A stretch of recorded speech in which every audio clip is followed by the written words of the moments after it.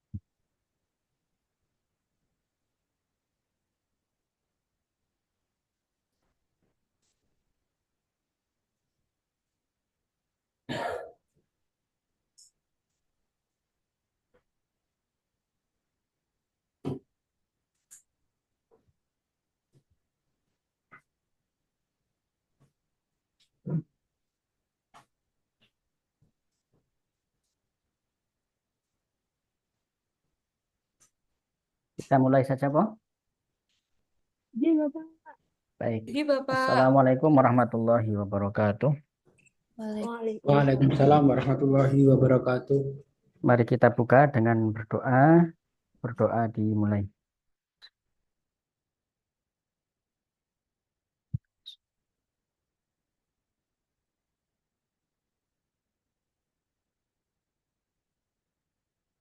Berdoa selesai. Bismillah, alhamdulillah, wassalatu wassalamu ala sayyidina Muhammad Rasulillah wa ala alihi wa sahbihi wa mawalah la hawla wa la quwata illa billah. Rabbi syrah li sadri wa yassir li amri wa hlul 'uqdatam min lisani yafqahu qawli amma ba'd. Ibu dan Bapak yang saya hormati, hari ini Bapak Ibu masuk dalam tahap pertama pembimbingan rancangan aktualisasi. Sebagaimana sudah saya jelaskan kemarin di agenda keempat habituasi ini, ya, ada materi yaitu aktualisasi, di mana di dalam materi aktualisasi ini ada beberapa tahapan yang perlu dilalui. Tahapan pertama yaitu penjelasan tentang konsep aktualisasi. Nah, secara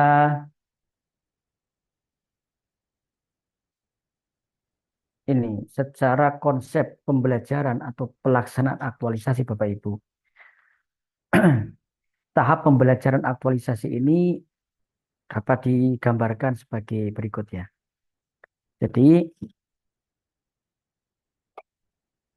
tahapan yang pertama mengenai konsep pembelajaran aktualisasi.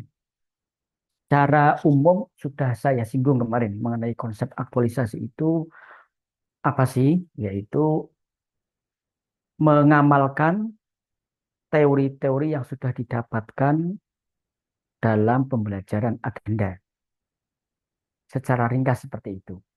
Jadi Bapak Ibu mengimplementasikan teori-teori yang sudah didapatkan di agenda.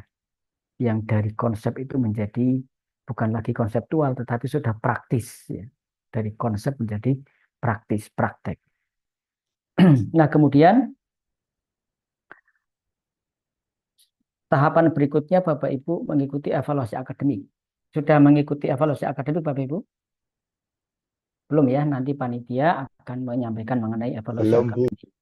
Selanjutnya adalah penjelasan aktualisasi. Nanti akan saya jelaskan. Kemudian menyusun rancangan aktualisasi. Jadi selama 3 kali pertemuan sinkronus nanti Bapak Ibu menyusun rancangan aktualisasi. Setelah selesai dirancang, kemudian dipaparkan melalui seminar rancangan aktualisasi. Nah, selanjutnya melaksanakan di jadwal rentang tanggal yang tercantum di jadwal pelatihan. Setelah selesai Bapak Ibu melaksanakan aktualisasi, Kemudian nanti ada bimbingan persiapan seminar. Dan terakhir adalah seminar pelaksanaan menjadi habituasi. Nah, Bapak Ibu yang saya hormati, apa itu habituasi? Yaitu proses pembiasaan, proses pembiasaan dengan sesuatu penyesuaian supaya menjadi terbiasa, terlatih. Melakukan sesuatu yang bersifat intrinsik pada lingkungan kerjanya. Kemudian, secara konseptual, habituasi juga dapat didefinisikan sebagai penciptaan situasi dan kondisi tertentu untuk membiasakan diri berperilaku sehingga terbentuk karakter diri melalui proses internalisasi dan dipersonifikasi melalui intervensi tertentu. Oke, kemarin kalau tidak salah saya gambarkan, jadi habituasi itu adalah pembiasaan. Ketika kita itu dulu sekolah ya, sekolah TK atau sejak kecil mungkin dibiasakan untuk makan. Sebelum makan kita cuci tangan dulu, ya kan? Setelah cuci tangan, berdoa, kemudian tidak gaduh, makan dengan tenang, tidak sambil berbicara, apalagi tertawa. Itu dibiasakan sejak kecil, ya. Kemudian menjadi terbiasa, menjadi terbiasa. Kemudian juga mungkin sama Bapak Ibu, mungkin ada yang terbiasa untuk sedekah, ya misalnya sedekah di tiap Jumat pagi, membiasakan diri seperti itu, sedekah Jumat pagi. Umpamanya sudah menjadi habituasi, menjadi karakter, sehari saja, satu kali Jumat saja tidak bersedekah, itu rasanya ada yang kurang. Mungkin di antara Bapak Ibu ada yang biasa puasa Senin Kamis, ya, biasa puasa Senin Kamis. Karena sudah terjadi habituasi, sudah menjadi kebiasaan, satu hari satu kali saja tidak puasa Senin atau Kamis itu ada yang kurang. Jadi kalau sudah menjadi kebiasaan itu rasanya ada yang kurang ketika kita tidak melaksanakan. Rasanya belum tuntas ya, ada tanggungan. Nah, habituasi itu seperti itu Bapak Ibu. Menjadi kebiasaan. Asal habituasi atau pembiasaan dirinya baik itu tidak apa-apa ya. Tapi kalau kebiasaannya buruk ya misalnya banyak ya kebiasaan-kebiasaan buruk ya. Yang seperti itu yang nggak halus. Jangan dipelihara ya. Kebiasaan-kebiasaan buruk jangan dipelihara. Ini konteksnya adalah pembiasaan hal-hal yang positif, hal-hal yang baik. Nah, secara konseptual habituasi itu digambarkan sebagai fenomena gunung es atau iceberg. Ya. Pembiasaan itu bersifat intrinsik dari dalam, Bapak Ibu. Fenomena gunung es ya, teori fenomena gunung es itu dicetuskan oleh Peter Senge, seorang ahli analisis sosial ya.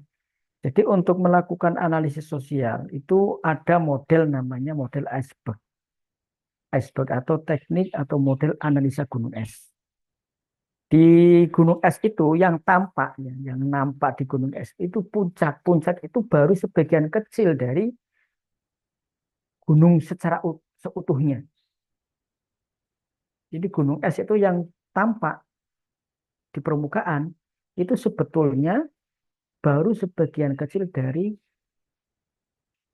gunung itu sendiri. Bapak Ibu ada yang pernah nonton film Titanic? Ya, di bagian atas Pernah, itu Pak. kan, ya pernah kan, ketika ke kapal Titanic itu melintas, di bagian atasnya itu nggak nabrak, tetapi justru yang nabrak bagian lambung kapal. Yang kena itu lambung kapalnya. Di bagian atas kapal itu nggak kena. Gitu. Jadi justru di bagian bawah itu yang memakan atau memiliki porsi yang lebih besar dari bagian atas. Nah, dalam teori iceberg ini, gunung es yang terlihat itu disebut dengan fenomena. Fenomena. Fenomena-fenomena yang terjadi di masyarakat di komunitas sosial itu hanya sebagian kecil. Nah, fenomena itu dalam model ini, teori ini diyakini ditopang oleh lapisan yang ada di bawahnya. Jadi lapisan yang tidak terlihat itu justru yang menjadi penyebab adanya fenomena-fenomena. Dalam teori iceberg itu ada 3 lapisan. Sebuah peristiwa terjadi atau fenomena terjadi itu disebabkan oleh 3 lapisan. Lapisan yang pertama, yang paling atas di bawah fenomena itu adalah disebut dengan tren atau pola. Contoh, nikah dini masih marak. Misalnya ada fenomena pernikahan dini.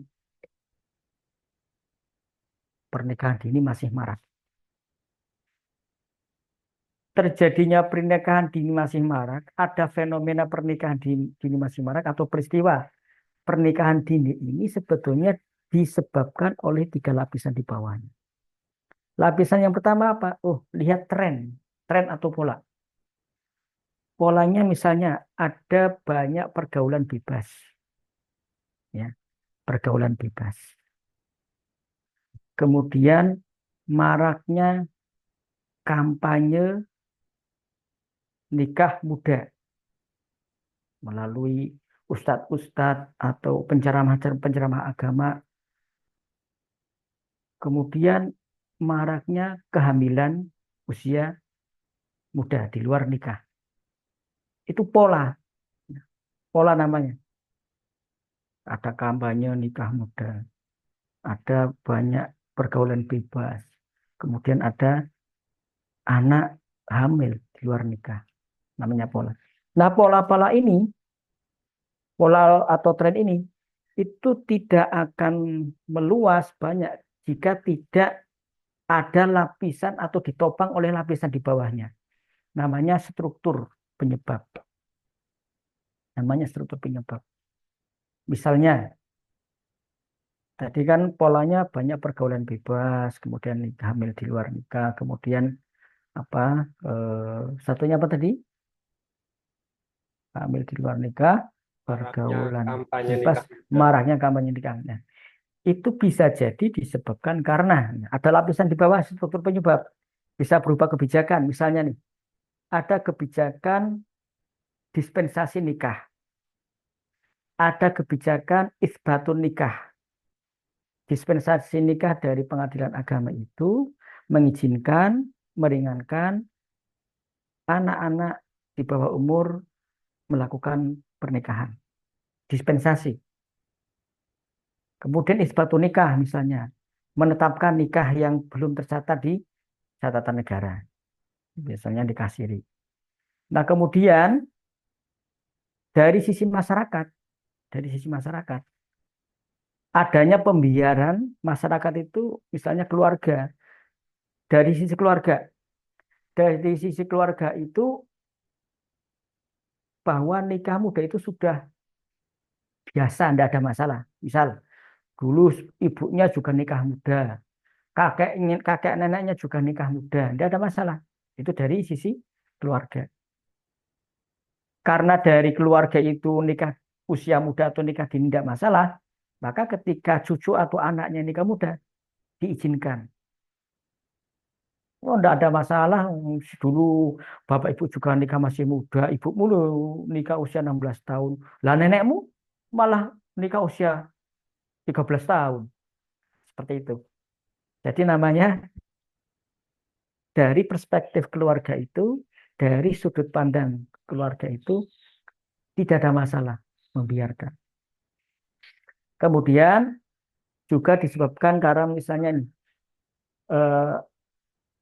masyarakat atau keluarga abai terhadap maraknya pergaulan bebas. Besar apa-apa, dolanan ngono, ben entuk komunitas sosial, ben koncone akeh, abai. Abai itu tidak menghiraukan. Itu lapisan kedua, struktur penyebab. Kemudian lapisan yang paling bawah namanya mindset atau mental model. Ini berkaitan dengan pola pikir paradigma. pola pikir atau paradigma. Daripada terkena zina, lebih baik nikah muda. Ini dari perspektif agama. Dari perspektif gender, anak perempuan itu nggak usah sekolah tinggi-tinggi. Sekolah tinggi pun nanti bakal jadi ibu rumah tangga. Ngapain sekolah tinggi-tinggi? Nah, itu paradigma yang salah, yang dipelihara. Ya, jika paradigma itu dipertahankan, mindset dipertahankan, maka akan pada akhirnya fenomena nikah dini atau nikah muda itu akan tetap marah. Nah, itu namanya analisa gunung es. Nah, ini teori ya, teori. Nah, apa relevansinya dengan habituasi ini Bapak Ibu? Mengapa digambarkan dengan gunung es ini? Yang terlihat di atas ya adalah wawasan pengetahuan dan keterampilan. Sementara yang di bawah ini adalah konsep diri, personal, kemudian motif. Bagaimana penjelasannya? Nah, penjelasannya begini Bapak Ibu. Di kantor itu ada orang ya, kadang pandai, orangnya tuh pinter, pandai, kemampuannya bagus, mahir, tetapi dia tidak memiliki kompetensi sosial. Kompetensi sosialnya buruk. Bagaimana kok bisa buruk? Iya, umpamanya dengan kawan tidak menghargai, tidak menolong, tidak suka membantu, individualis, kemudian show off, ya, ingin tampil dirinya sendiri, one man show. Jadi secara personal bermasalah dia. Jadi orang itu hanya mengandalkan pengetahuan dan keterampilan saja, tetapi secara sosial bermasalah. Itu nggak baik di dalam organisasi. Yang seperti itu tidak baik. Yang namanya organisasi itu adalah sistem. Ibarat motor, itu sistem. Kalau ada satu yang tidak berjalan sesuai fungsinya, maka motor itu nggak jalan. Kalau toh jalan akan bermasalah. Macet misalnya. Nah, kemudian misalnya ada orang yang pinter, mahir, tapi bekerjanya punya motivasi, punya motif. Sidik-sidik bantu, sidik-sidik bantu gitu. Tetapi itu kemudian digunakan sebagai alat untuk agar pimpinan memenuhi apa yang diinginkan. Nah, menjadi alat pemaksa. Sehingga pimpinan misalnya nggak memberikan nanti, ya sudah Pak, kalau saya gini nggak difasilitasi, saya akan lepas semua. Nah, jadi mengancam gitu. Ada, ada tipologi seperti itu. Secara kemampuan dia mampu, jadi apa-apa dibantu, pokoknya apa namanya diayahi lah, sehingga dalam perspektif kinerja bagus, kinerjanya bagus, apa-apa dilakukan, wah, masuk semua tim, masuk ke tim ini tim itu dan tuntas. Tetapi itu dijadikan sebagai sebagai apa namanya alat alat untuk memaksa kebijakan. Ya sudah Pak, kalau Bapak tidak saya lepas semua, saya lepas semua. Saya nggak akan membantu lagi. Jadi ada tipologi seperti itu. Yang seperti itu juga tidak baik di dalam organisasi. Jadi motifnya sudah tidak benar. Nah, seharusnya Bapak Ibu, yang tersembunyi ini seharusnya yang baik-baik, yang positif. Ada cerita begini. Sebuah perusahaan membutuhkan posisi tertentu, jabatan tertentu. Orang duduk di jabatan tertentu. Di situ ada dua pegawai. Yang satu pegawai itu skillnya mahir, pengetahuan atau knowledge-nya bagus. Tetapi dia ego, selalu ego. Jadi show of force ya. Jadi show of force itu one man show. Pokoknya dia yang paling. Sehingga hubungan atau relasi dengan kawan-kawannya tidak baik. hubungan dengan kawan-kawannya tidak baik. Itu orang yang pertama. Lah orang yang kedua, kemampuannya biasa, pengetahuannya biasa standar. Tetapi dia punya kompetensi sosial yang bagus. Menghargai kawan, menghormati kawan, kemudian relasi sosialnya bagus. Nah, orang yang kedua ini yang kemudian dijadikan sebagai pimpinan. Karena pimpinan itu keberlangsungan sebuah lembaga atau perusahaan itu tergantung pimpinan. Nah, pimpinan ini yang kemudian punya andil besar dalam menggerakkan SDM yang ada di dalamnya. Menggerakkan SDM di dalamnya. Saya punya cerita Bapak Ibu di madrasah ini. Di madrasah itu ada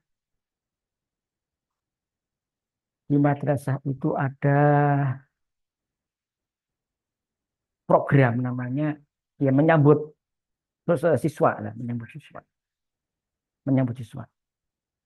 Bagus. Jadi sebelum siswa masuk kelas disambut dulu di pintu masuk.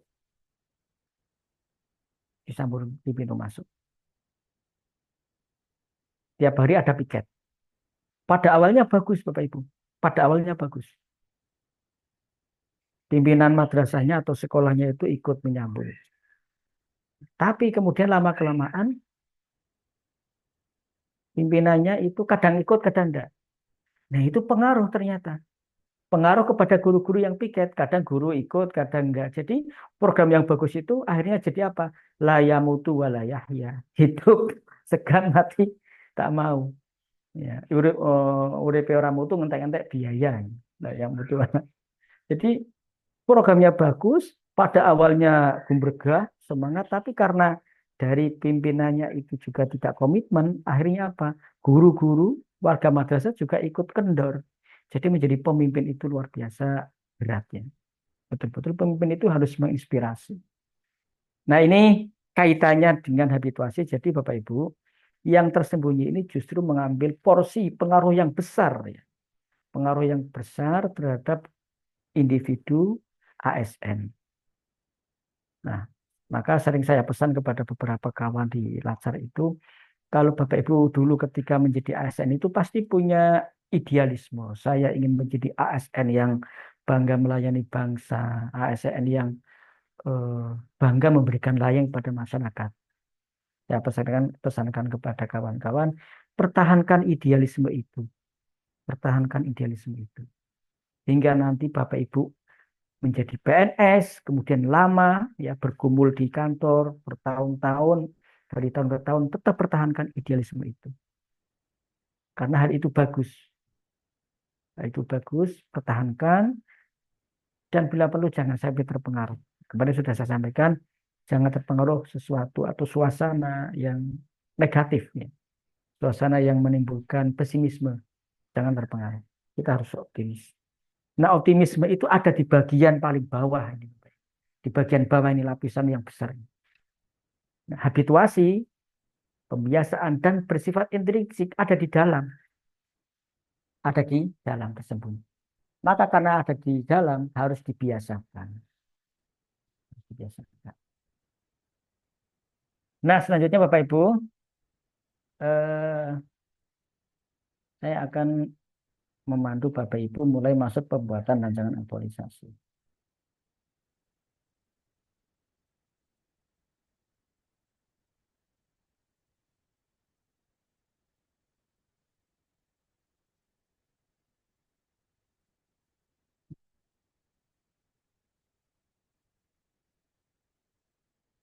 Hari ini adalah hari ke-12.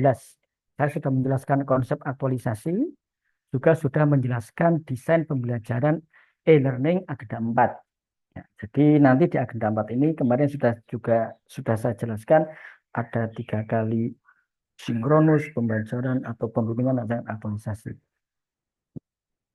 Nah selanjutnya Bapak Ibu bisa dimulai dari hari ini atau mulai besok Bapak Ibu mulai menggali isu permasalahan.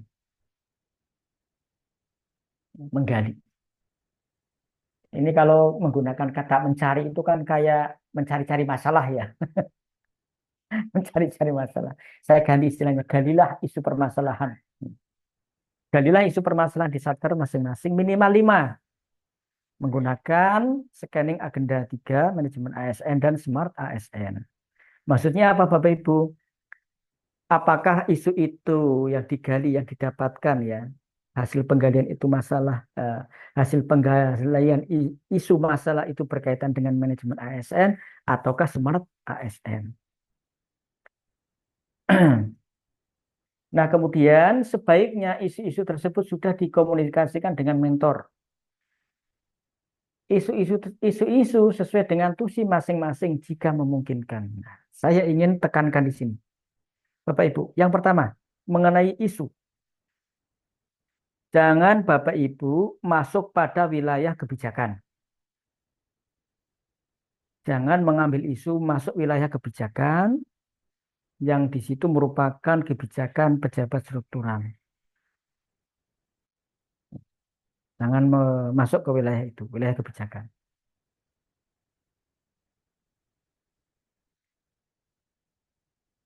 Kemarin ada, ya saya cerita, kemarin ada peserta itu yang mengambil isu kebijakan Bapak Ibu, yaitu judulnya optimalisasi bla bla program bla bla. Nah, programnya sudah jalan, tapi ingin dia maksimalkan. Hanya saja program itu adalah program pimpinan. Akhirnya dia terkendala pada bagaimana menggerakkan warga di madrasah. Dia terkendala menggerakkan warga madrasah. Ya jelas terkendala, wong dia baru CPNS, belum lama di satuan kerja itu sudah ingin menggerakkan. Nah, yang namanya menggerakkan itu kan butuh kewenangan, butuh power, butuh hak. Nah, power hak itu bisa didapatkan kalau memiliki jabatan. Nah, itu contoh isu yang harus dihindari. Yang pertama. Yang kedua, Bapak Ibu, hindari isu-isu yang berkaitan dengan ini.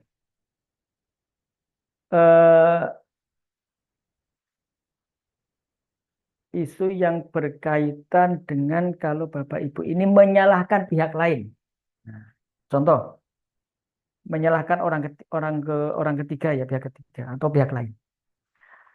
Rendahnya pemahaman masyarakat dalam bla bla bla bla. Rendahnya motivasi belajar siswa. Kalau Bapak Ibu mengangkat isu itu, maka itu berarti Bapak Ibu sudah menyalahkan masyarakat, sudah menyalahkan siswa. Caranya Bapak Ibu, kita refleksi. Mengapa masyarakat kok rendah pemahamannya? Mengapa kok siswa motivasinya rendah? Oh, jangan-jangan saya kurang optimal dalam menggunakan media sosial sebagai media informasi layanan. Jangan-jangan saya kurang optimal menggunakan media pembelajaran sehingga motivasi belajar siswa rendah. Jadi Bapak Ibu, keadaan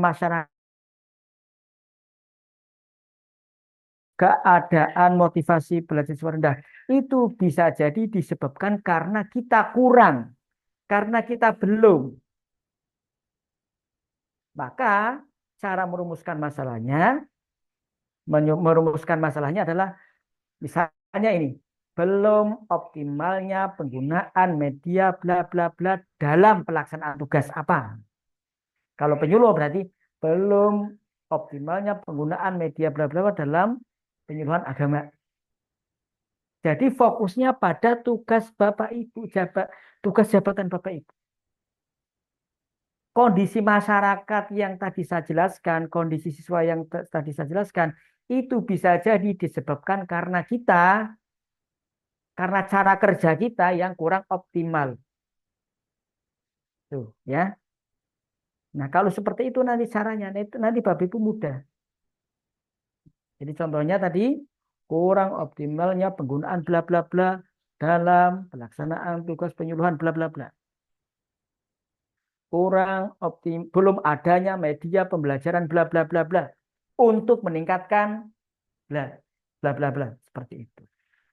Sampai di sini bisa dipahami ya Bapak Ibu. Ya.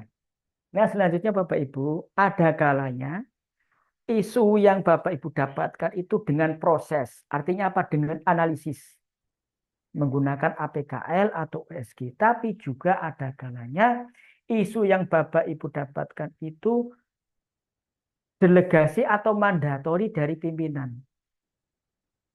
Mas, di kantor ini ada isu ini, tolong pastikan di situ bukan isu yang berkaitan dengan kewenangan jabatan. Itu ya. Bukan berkaitan dengan kewenangan jabatan. Itu namanya isu mandatori. Sampai di sini bisa dipahami Bapak Ibu? Bisa Bisa, dipahami ya? Pak. Bisa, Ya, Pak. dari isu yang Bisa, berkaitan Pak. dengan jabatan. Nah, oke. Awali isu dengan menggunakan kalimat negatif, kurangnya, belum adanya, belum optimalnya. Lalu buatlah analisis isu dari isu yang sudah ditemukan sampai menemukan core isu. Jangan lupa Bapak Ibu, ketika Bapak Ibu menganalisis isu, datanya harus ada. Saya contohkan datanya harus ada. Berdasarkan hasil pengamatan, terdapat bla bla bla bla bla. Berdasarkan hasil analisis data pendaftaran di buku nikah bla bla bla atau di buku tamu bla bla bla. Nah, ketika Bapak Ibu mengatakan berdasarkan hasil bla itu sudah menunjukkan data. Oleh karena itu, ketika Bapak Ibu menggali isu mendapatkan isu, jangan lupa datanya diungkap. Jadi dasar isu itu apa? Dasar isu yang Bapak Ibu ambil itu apa? Datanya mana? Bukan asumsi. Bukan asumsi. Contoh asumsi. Angkatan 44, kelompok 4 ini kurang semangat dalam mengikuti sinkronis pertama pembimbingan rancangan aktualisasi. Bisa dibantah enggak Bapak Ibu? Saya mengatakan seperti tadi bisa dibantah enggak? Bisa. Bisa, Pak. Bisa, Pak. Sekarang saya mengatakan begini. Dari 10 peserta, terdapat 5 peserta yang kameranya tidak dihidupkan. Artinya kelompok 4 angkatan 44 motivasinya rendah. Bisa dibantah apa tidak Bapak Ibu? Tidak, Pak. Ya, Tidak Pak. bisa. Artinya ciri-ciri asumsi itu bisa dibantah. Kalau yang pertama tadi, kelompok 4, angkatan 44 kelompok 4 itu nggak semangat melu ikut sinkronis 1. Panjen bisa bantah, Pak siapa bilang kami itu 20 menit sebelum Bapak datang saya udah di ruangan ini Pak.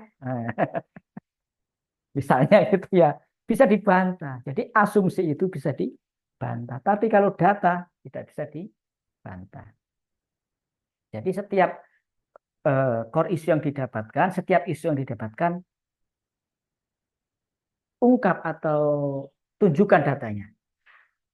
Penggalian data ya, bisa dengan beberapa cara. Satu, ini perhatikan Ibu Bapak.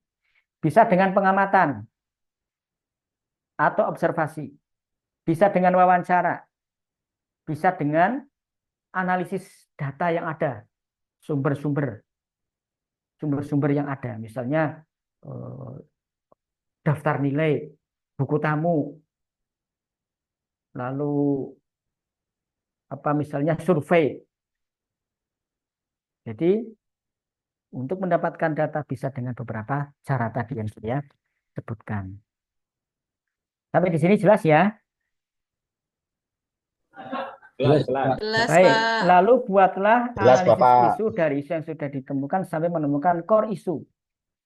Dari 5, kemudian dari 5 itu nanti di scoring. Nah, cara scoringnya menggunakan skala Likert ya 1 sampai 5. Kalau mau ideal untuk menentukan scoring, Bapak Ibu sebar angket. Ya, sebar angket. Mana yang paling penting, yang paling urgen dari 5 ini? Kalau mau idealis, pakai instrumen.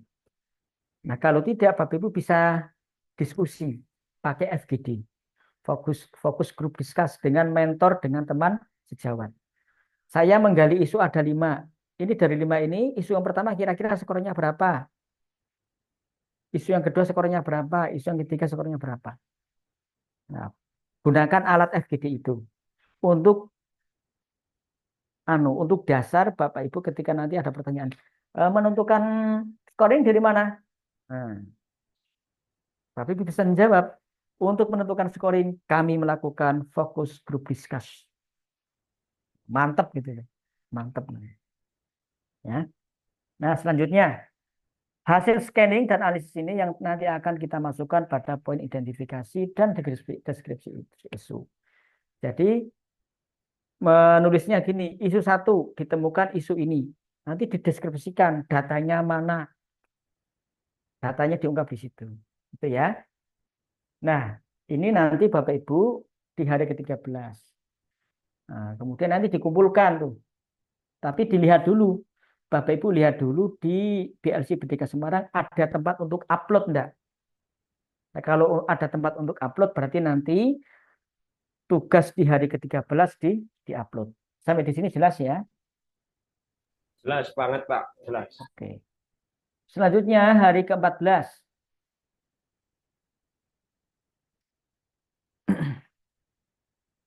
Bentar, saya tadi mau ngomong agak ada yang terlewat ini mengenai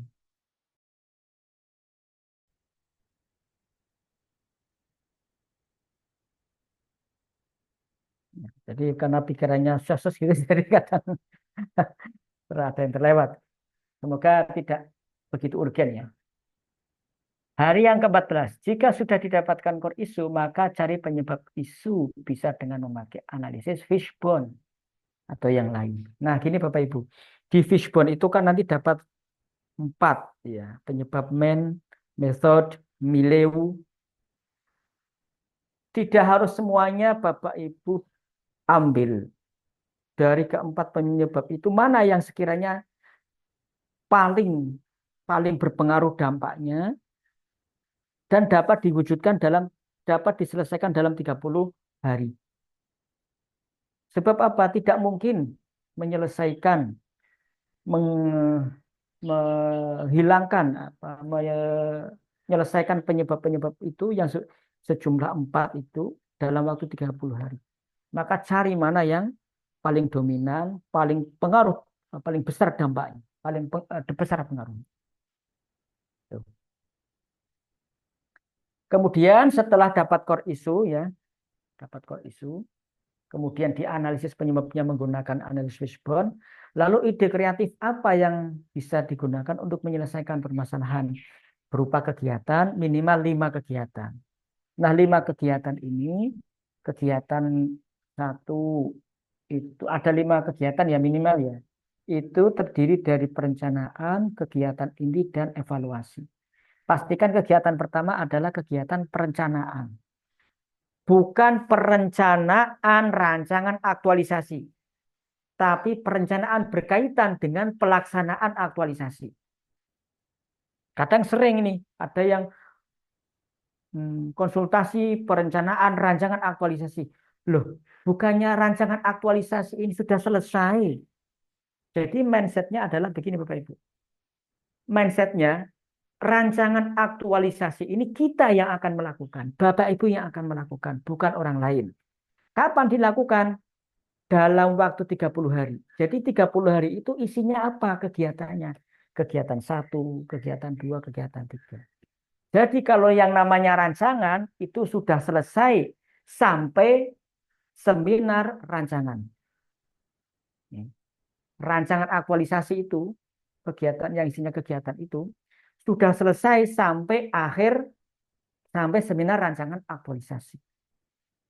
Sehingga ketika akan ada perencanaan di hari-hari aktualisasi, misalnya mulai dari tanggal 1 sampai 30, Maka perencanaan yang dimaksud adalah perencanaan berkaitan dengan pelaksanaan aktualisasi atau pelaksanaan rancangan aktualisasi.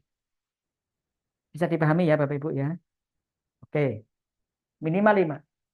Lalu batas akhir pengumpulan tanggal 14 pukul 23.53.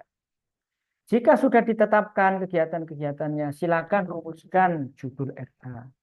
Buatlah matrik kegiatan berisi nomor kegiatan, tahapan, output, dan kaitan dengan nilai-nilai dasar serta mendukung misi dan visi. Ada 6 kolom. Kolom nomor kegiatan,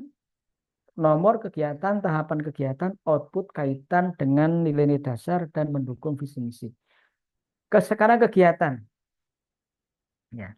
Kegiatan itu berarti yang di atas. Ya. Kalau di pedoman penyusunan rancangan aktualisasi yang diterbitkan oleh Balai Diklat Pelatihan Hukum Provinsi Jawa Tengah, merumuskan kegiatan itu diawali dengan menggunakan kata kerja aktif. Dimulai dengan atau mean. Merencanakan, membuat. Tahapan juga demikian. Jadi tahapan kegiatan juga menggunakan kalimat kerja aktif. Nah, kemudian output itu benda Bapak Ibu, barang. Jadi ketika merumuskan output, ya, harus jelas barangnya apa. Tidak usah deskripsi panjang-panjang. Oleh karena itu Bapak Ibu, output ini ya kalau di teori itu harus memenuhi SMART. SMART itu relevan. SMART itu spesifik. Spesifik itu barangnya jelas apa. Contoh spesifik. Handphone itu spesifik. Mouse spesifik. Mouse itu spesifik. Lembar kertas spesifik. Dokumen. Ruang kelas. Motor. Kemudian misalnya lagi notulensi, catatan notulensi, itu spesifik barang berupa berwujud barang. S. Kemudian miserable dapat diukur 1 buah, 2 100 meter persegi, 1 lembar, itu ukuran miserable. Kemudian achievable dapat dijangkau, bisa didapatkan. Gedung kelas itu kan bisa dibangun toh. Handphone bisa dibeli. Dokumen bisa dibuat. Kalau tuyul bisa enggak? Tuyul. Nah, itu enggak masuk, enggak masuk achievable ya. Kemudian relevan. Relevan itu sesuai dengan uraian tahapannya. Maka Bapak Ibu, ini yang perlu diperhatikan bersama nih. Mohon diperhatikan ya. Ketika Bapak Ibu merumuskan tahapan, harus jelas kegiatannya apa. Sehingga Bapak Ibu mudah merumuskan outputnya. Supaya outputnya itu relevan dengan tahapannya. Contoh, melakukan, ada tahapan ya, tahapan kegiatan. Melakukan konsultasi kepada mentor. Maka outputnya catatan hasil konsultasi. Nah, relevan kan? Relevan dengan konsultasi. Tahapan kegiatannya konsultasi, outputnya catatan hasil konsultasi atau notulen hasil konsultasi. Contoh lagi, melakukan identifikasi bla bla bla. Maka outputnya laporan hasil identifikasi. Tahapan kegiatan melakukan evaluasi bla bla bla. Maka outputnya laporan evaluasi. Jadi harus relevan, ya, harus relevan. Membangun gedung ruang kelas 100 meter persegi. Outputnya ruang kelas 100 meter persegi. Membeli 1 unit handphone. Outputnya 1 unit handphone. Bisa dipahami ya Bapak Ibu ya? Oke. Sekarang kaitan dengan nilai-nilai dasar. Nah, bagian ini Bapak Ibu jelaskan cara mengimplementasikan nilai dasar. Nanti akan saya tunjukkan contohnya. Saya bla bla bla bla bla bla bla bla bla bla yang menunjukkan berorientasi layanan. Saya akan bla bla bla. Ya karena rancangan Bapak Ibu, karena ini masih rancangan, maka tulis redaksinya adalah saya akan bla bla bla bla bla bla bla bla yang menunjukkan berorientasi layanan. Saya akan bla bla bla bla yang menunjukkan komitmen, kompeten. Itu untuk deskripsi kaitan dengan nilai-nilai dasar. Lalu di kolom terakhir mendukung visi misi Bapak Ibu sebutkan di situ. Kegiatan dengan melaksanakan kegiatan ini berkontribusi pada pencapaian visi bla bla bla bla, misi bla bla bla bla. Saya ulangi, dengan melakukan bla bla bla bla bla bla berkontribusi terhadap visi bla bla bla bla, misi bla bla bla. Bisa dipahami Bapak Ibu sampai sini? Bisa ya. Nah, di kolom ini Bapak Ibu, penulisan visi cukup di kegiatan pertama. Jadi di kegiatan pertama itu nanti ada uraian, di kegiatan pertama ada uraian begini. Dengan melakukan bla bla bla bla bla bla berkontribusi terhadap visi bla bla bla bla, misi bla bla bla bla. Nah, untuk kegiatan kedua, Bapak Ibu tidak harus mengulangi kata visi, tetapi cukup bisa langsung misi. Kegiatan kedua, dengan melakukan bla bla bla bla mendukung atau berkontribusi pada misi bla bla bla bla. Jadi tidak ada pengulangan visi lagi karena visi itu pasti sama. Visi itu kan satu. Visi itu satu terkumpul dalam redaksi panjang. Tetapi kalau misi itu lebih dari satu. Visi bla bla bla bla, misi 1, 2, 3. Jadi untuk kegiatan kedua cukup misinya saja. Tidak perlu diulang lagi visi. Sampai di sini jelas ya. Nah, berikutnya. Setiap kegiatan bisa jadi hanya berkontribusi pada satu misi. Tetapi bisa lebih dari satu misi. Ini yang pertama. Setiap kegiatan bisa jadi hanya berkontribusi pada satu misi atau lebih dari satu misi. Yang pertama. Yang kedua, bisa jadi satu misi dikontribusi oleh lebih dari satu kegiatan. Contoh, kegiatan satu berkontribusi pada misi satu. Kegiatan dua berkontribusi pada misi satu. Jadi minimal 5 kegiatan yang Bapak Ibu rumuskan bisa jadi hanya berkontribusi pada 2 misi. Contoh, di madrasah A, visi bla bla bla bla, misi 1, 2, 3, 4, 5.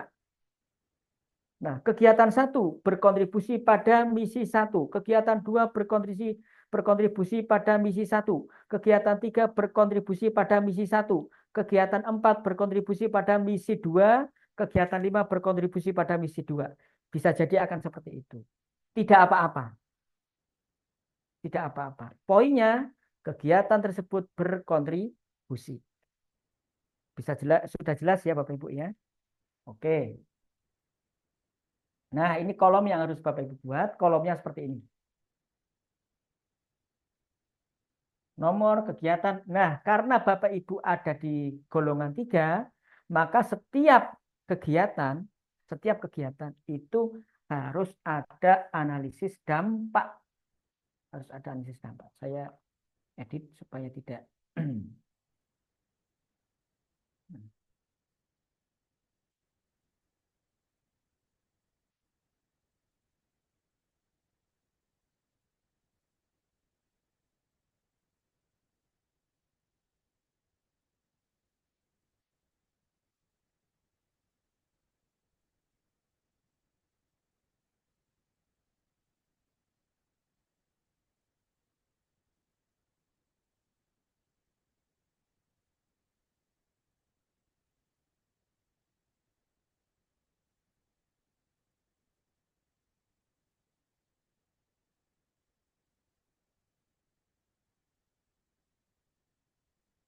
Ini. Karena Bapak Ibu golongan 3, maka setiap kegiatan disertai dengan analisis dampak. Ya. Nah, kemudian ini contoh matriks. Di dalam contoh metrik ini, untuk kolom ke-5, ya, belum ada kata saya akan. Nah, oleh karena itu nanti Bapak Ibu lengkapi. Saya akan. Nanti akan saya berikan contoh deskripsi kolom 5. Akan saya share melalui chatting ya. Baik, sampai di sini bisa dipahami Bapak Ibu? Bisa ya? Nah, saya Bisa akan Pak, share aman. contohnya. Oke. Saya akan share contoh.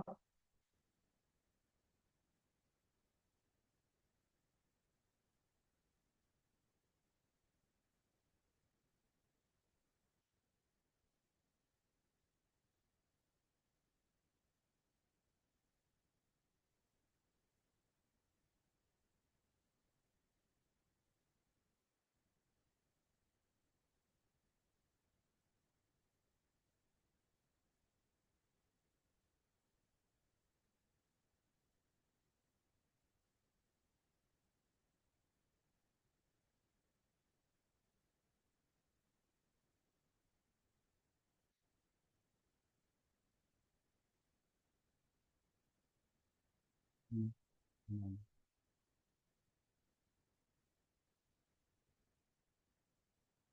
Bentar Bapak Ibu. Oh, oke.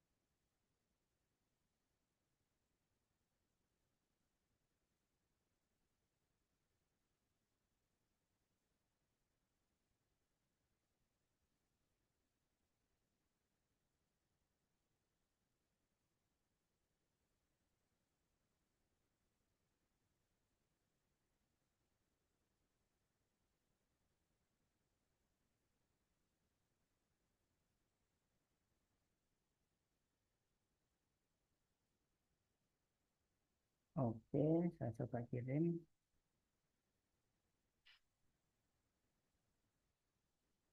Ya, silakan diunduh ya.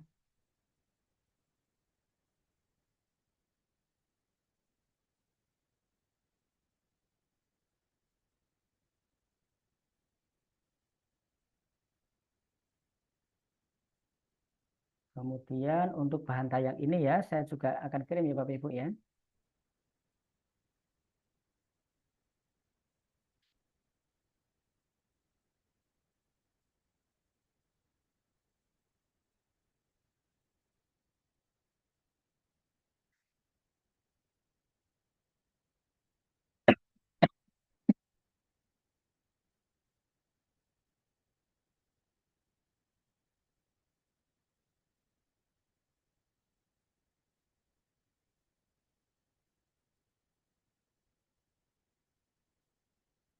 Oke, silakan diunduh.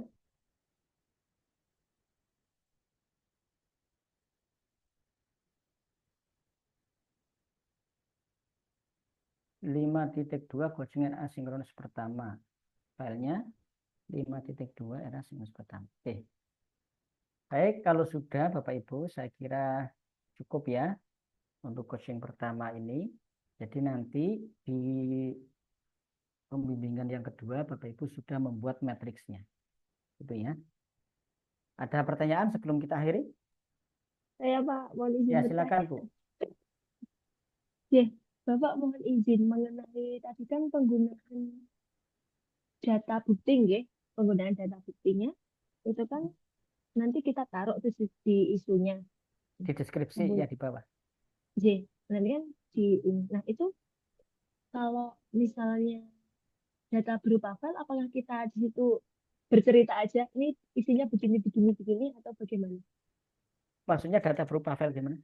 Misalnya kan kebetulan saya kan tugasnya ngurusi dispensasi presensi gitu Pak. Kemudian kan saya mendispennya kan berdasarkan data yang saya miliki di sistem. Nah itu kan apakah ini nanti tinggal saya sampaikan hasil kan berarti kalau misalnya ini datangnya jam sekian ternyata gitu, apa tidak absen hari ini gitu atau bagaimana? Ya, ya jadi kalau gini ya, kalau misalnya data itu berdasarkan dari referensi atau dokumen itu bisa dipakai. Jadi kalau misalnya jenengan nih data tentang presensi itu kan dokumen tuh, ya kan? Ya panjenengan betul cerita berdasarkan hasil analisis dokumen itu. Berdasarkan data yang didapatkan dari presensi ditemukan sekian pegawai yang bla bla bla. Tidak perlu menyebut nama ya. Iya, Ya, iya Pak. ada Iya. sekian pegawai yang bla bla bla seperti itu. Oh, iya, Jadi iya Pak. Iya. itu namanya content analysis, teknik analisis data yang bersumber dari teks. Itu boleh. Oh, iya Ini Pak. boleh. Berarti Ya. sama saja nanti berarti sama kalau misalnya hasil dari misal menanyai atasan atau rekan kerja gitu berarti nanti berdasarkan observasi ngerti Pak? Nah, kalau menanyai wawancara, kalau Oh, menanyai berdasarkan wawancara. wawancara, kalau observasi pengamatan, jenengan mengamati. Oh, iya. Oh, iya. Oh, iya. Berdasarkan observasi itu pengamatan. Kalau berdasarkan wawancara, tulis berdasarkan wawancara. Kalau berdasarkan dokumen, tulis berdasarkan hasil analisis dokumen. Itu Bu. Oh, iya Pak. Iya, iya, iya. Siap. Analisis Matur nuwun dokumen. nggih Bapak. Iya. Gitu ya. Iya. Yang Matur penting nuwun. yang penting jenengan menyatakan isu itu dasarnya apa gitu Bu. Ya. Ah, Bisa iya. dipahami ya Iya. Bapak Ibu? Iya, matur nuwun Oke. Bapak. Ya. Cukup ya Bapak Ibu? Sudah diunduh? Ampun, Pak. Ya. Baik kalau sudah, selamat mengerjakan ya. Selamat mengerjakan matriks rancangan aktualisasi. Kalau matriksnya nanti sudah benar, insya Allah Bapak Ibu membuat dokumen mudah. Gitu ya. Terima kasih. Saya ingin memastikan lagi Bapak Ibu sebentar. Saya cek lagi file yang saya kirim sudah benar atau belum. Jangan-jangan salah ini. Oke, coba ditujukan file yang saya kirim, di-share coba. Benar. Yang PPT tadi, yang PowerPoint. Yang 5.2 Coaching coaching. RA sinkron 1 nggih. Iya, Yang seperti ini saya share screen, J. ya.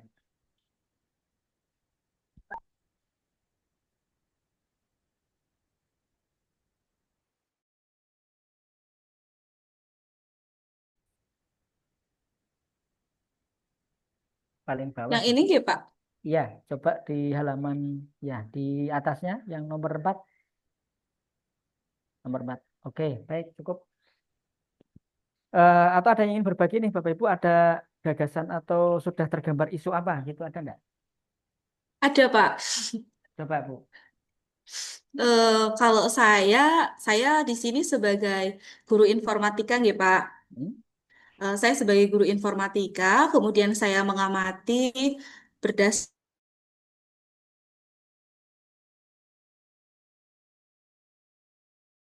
pada sebelumnya saya juga bertanya itu bahwa pembelajarannya itu masih cenderung ceramah begitu Pak. Jadi Hmm. untuk teori khususnya mapel informatika masih cenderung ceramah. Jadinya Hmm. jadinya saya ingin mengambil sebuah tema untuk memanfaatkan inovasi media digital supaya lebih interaktif. Oke. Kenapa? Karena ya belum maksimalnya pemanfaatan Hmm. inovasi media digital interaktif dalam proses pembelajaran sekaligus asesmen untuk mapel informatika di MTS Negeri 7 Kebumen. Iya, baik. Saged Yang mboten? penting gini, yang penting panjenengan tidak perlu terlalu dalam menyebut guru belum menggunakan, gitu ya. Belum. Nah, Oh ya, ya, paham, Pak. nah, tujuan saya supaya tidak ada konflik, tidak ada potensi konfliknya. Kalau misalnya Kalau jenengan tiba-tiba mengatakan guru belum banyak menggunakan, jenengan kan belum lama tuh di MTS itu, baru mm-mm. beberapa bulan tuh, bisa jadi sudah banyak yang menggunakan cuma luput dari pengamatan. Kalau Nah, belum optimalnya kayak gitu boleh, Pak. silakan, boleh, boleh. Malah kalau belum optimalnya itu lebih netral, lebih selamat gitu ya. Nggih, cari aman ya, Pak. Ya, gitu ya. Yang penting tidak Nggih. mengatakan guru belum. Nah, kalau mengatakan guru belum, jenengan berarti melihat orang lain. Nah, kalau melihat orang lain itu ada potensi konflik. Ya. Hindari rancangan aktualisasi ini menimbulkan konflik. Hindari. Karena apa? Sesungguhnya rancangan aktualisasi ini sasaran atau subjeknya atau objeknya ya peserta. Peserta. Bukan orang lain, tapi peserta, Bapak Ibu sendiri. Kemarin saya Eh, sampaikan Bapak Ibu ini dibentuk untuk menjadi calon pemimpin. Maka harus kreatif. Gitu, ya. Pak Subhan, mohon maaf. Ya. Untuk hari ke-13 itu hari ini nopo besok ya, Pak? Maaf tadi saya agak lost. Ini kan hari ke-13 besok. Ya. Oh, berarti deadline-nya besok, nggih, untuk Ya, deadline di ya, tugas betul, hari betul. ke-13 itu, nggih. Ya. Soalnya Sekarang kalau hari di ke-12 ini. nggih, kalau di BLC itu untuk pembimbingan aktualisasi itu adanya hari ke-13. Iya, Berarti iya besok betul. nggih deadline-nya. Besok, iya. Nanti Betul. kami uploadnya di pembimbingan aktualisasi nih kok nggih Pak yang di BLC-nya. Iya, dilihat di BLC ya. Nggih, di Iya. pembimbingan aktualisasi itu Mm-mm. nggih Nggih, nggih. unggah tugas asinkronus. Mm-mm. Oh, Oke, nggih, siap-siap Pak. Berarti cukup ya besok Bapak Ibu nggih. ya. Nggih, Ya, Bapak. nanti kita lihat ditelaah di sinkronus yang kedua. Sinkronus kedua beres, insya Allah nanti mudah dalam menyusun rancangan aktualisasi. Marilah kita tutup dengan bacaan tahmid bersama. Alhamdulillahirabbil alamin. Alhamdulillah. Ah, Kopi Pak. saking seru banget pas apa nih koyo bareng ngempet apa nu alhamdulillahirabbil alamin. Pak Faiz. Foto Iya. dulu, foto Baik, dulu. mohon maaf apabila ada salah. Saya akhiri. Assalamualaikum warahmatullahi wabarakatuh. Waalaikumsalam warahmatullahi Waalaikumsalam wabarakatuh. Waalaikumsalam Silakan live warahmatullahi room ya, saya wabarakatuh. izin live meeting ya. Barakallah, barakallah. Makasih Pak Subhan. Sama-sama. Makasih Mbak Sartini, Terima kasih, Bapak. makasih Pak Subhan, Terima kasih semuanya. makasih Mbak Siva. Kok pada ngilang? Ngebecoin Makasih Mbak langsung Siti. ngilang. Akhiri, astagfirullah. Apa ini? Apa ini? Berarti uploadnya besok ya guys. Iya, aku sedang Besok. meramelu iki opo iki? Alhamdulillah. Berarti hari ini hanya video, Hanya paling mulia hanya video tuh. sama evaluasi. Hari ini Tadi kan hanya Siapa yang bilang Terakhir nggak banyak bawa tuh? juga.